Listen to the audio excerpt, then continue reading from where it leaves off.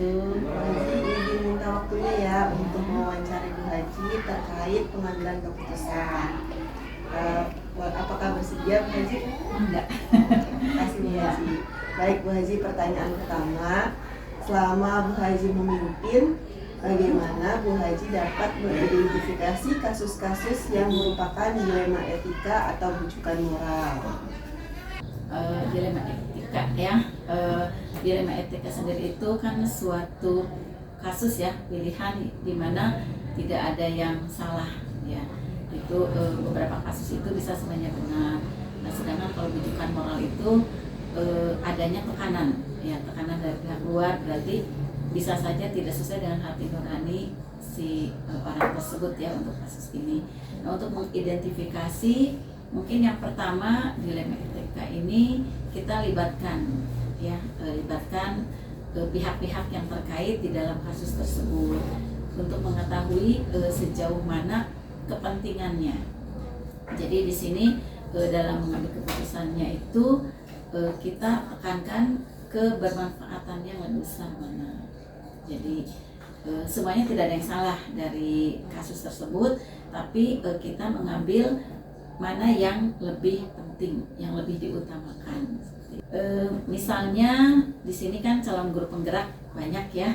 Nah, menemukan kasus seperti di hari Sabtu itu harus mengadakan lokakarya, sementara di satu sisi juga harus mengadakan pembelajaran di kelas. Nah, itu dari masing-masing calon guru penggerak ini harus menentukan ya, identifikasi mana nih yang lebih penting untuk jangka waktu ke depannya. Dua-duanya penting, tetapi kalau untuk lokakarya itu kan tidak ada ulangan ya. Jadi bisa identifikasi mana yang lebih diutamakan di sini. Kalau pembelajaran di kelas mungkin nanti bisa diadakan di hari lain atau di tambahan waktu untuk anak-anak. Nah, kalau rujukan moral, identifikasinya lihat dulu kasus itu ada tekanan tidak dari pihak luar yang membuat orang tersebut merasa tertekan dan dipaksa. Gitu. Ya, mungkin itu aja. Ya, baik Bu Haji. Pertanyaan yang kedua, selama Ibu memimpin, bagaimana Ibu dapat menjalankan pengambilan keputusan di sekolah Ibu? Terutama untuk kasus-kasus di mana ada dua kepentingan Ibu Haji yang sama-sama benar atau sama-sama mengandung nilai kebajikan. Ya, mungkin langkah pertama dilihat dulu ya, di situ kasusnya dipahami dulu seperti apa, dan kita lihat akibatnya, terutama untuk murid ya. Contoh ini kan karena kita di sekolah ya, jadi dilihat kebermanfaatannya untuk murid sejauh mana. Jadi misalnya dampak terhadap gurunya, terhadap muridnya, seperti itu. Dan dalam mengambil keputusan kita libatkan juga guru-guru ya, atau komite sekolah juga, dan bila perlu siswa juga dilibatkan dalam mengambil keputusan itu. Pertanyaan ketiga nih Bu Haji, langkah-langkah atau prosedur seperti apa yang Bu Haji lakukan selama ini? Dalam mengambil keputusan tentunya kita tidak bisa mengambil kebijakan sendiri ya. Kita harus mempertimbangkan juga pendapat-pendapat dari orang lain. Jadi kita adakan diskusi atau musyawarah di antara guru-guru, kemudian komite sekolah juga dilibatkan. Kita dengar juga pendapat dari siswa seperti apa. Nah, dari sini kita ambil kesepakatan mana yang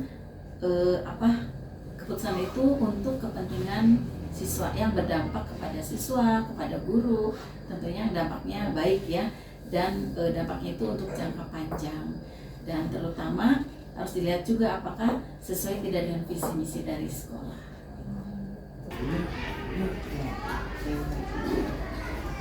Hal-hal apa saja yang selama ini Ibu anggap efektif Bu Haji dalam pengambilan keputusan pada kasus-kasus dilema etika?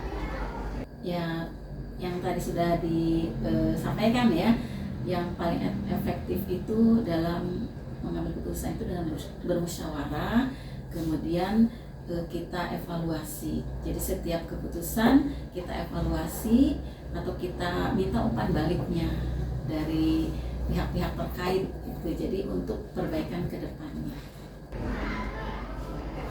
Kemudian pertanyaan kelima, hal-hal apa saja yang selama ini merupakan tantangan dalam pengambilan keputusan pada kasus-kasus dilema etika?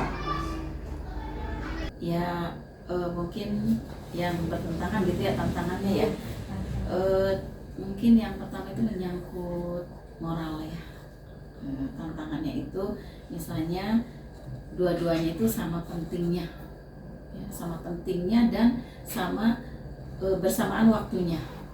Mungkin itu yang membuat kita bingung mengambil keputusan.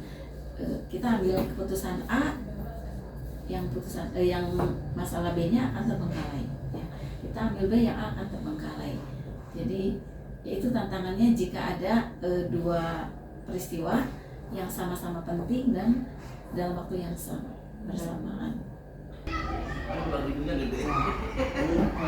Pertanyaan selanjutnya yang keenam, Ibu Haji, apakah Ibu memiliki sebuah jadwal tertentu untuk menyelesaikan sebuah kasus pidana etika? Bentuk atau prosedur seperti apa nih yang akan Ibu jalankan? Mungkin tergantung kasus ya. Kalau kasusnya itu tidak berat, kita langsung tindak lanjuti saat itu, kita musyawarahkan saat itu. Tetapi kalau misalnya kasusnya agak berat dan panjang, berarti kita cari waktu tertentu untuk membicarakannya, dan kita bentuk tim lah untuk meninjau gitu, untuk mencari latar belakangnya itu kenapa bisa seperti itu. Jadi kita cari yang melatar belakangi dari kasus tersebut. Jadi kalau untuk jadwal khusus kayaknya tidak ada. Pertanyaan ketujuh nih, adakah seseorang atau faktor-faktor apa yang selama ini mempermudah atau membantu Ibu dalam pengambilan keputusan dalam kasus-kasus dilema etika? Tentunya ada ya. Kita yang pertama untuk di sekolah ini dari guru BK. Ya, guru BK kan sering menangani kasus-kasus dan sudah berpengalaman. Nah, itu sangat membantu sekali. Kemudian dari guru-guru juga sama. Karena kasus di sekolah itu kan biasanya tidak berbeda jauh ya. Jadi yang diulang-ulang seperti itu. Jadi bantuan dari guru BK, dari guru-guru yang sudah berpengalaman itu sangat membantu dalam menangani kasus. Nah, ini yang terakhir, Bu Haji. Dari semua hal yang telah disampaikan, pembelajaran apa yang dapat Ibu petik dari pengalaman Ibu mengambil keputusan dilema etika? Dalam kasus dilema etika ini mungkin yang paling penting ya, kita mau mendengarkan orang lain. Ya. Jadi pendapat orang lain seperti apa, jangan ego sendiri. Itu ya yang pertama. Kemudian yang kedua, mengutamakan empati. Ya, empati dalam mengambil keputusan tanpa melukai. Dan yang ketiga, pentingnya refleksi dan evaluasi diri. Nah, mungkin itu saja, Bu Haji, pertanyaan-pertanyaan yang saya sampaikan terhadap kasus dilema etika. Terima kasih atas waktunya, Bu Haji, dan banyak ilmu yang sudah disampaikan dari Bu Haji. Terima kasih banyak. Assalamualaikum, Bu Haji.